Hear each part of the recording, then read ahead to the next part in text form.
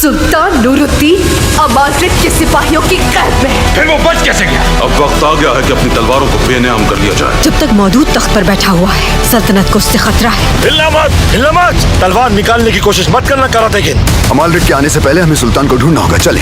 सुल्तान नूरुद्दीन को ढूंढो और मार डालो।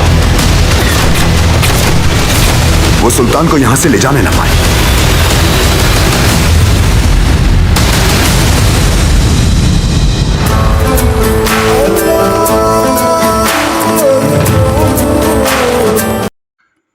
दोस्तों, ये सुल्तान सलाहुद्दीन अय्यूबी की किस्त नंबर 75 का प्रोमो है।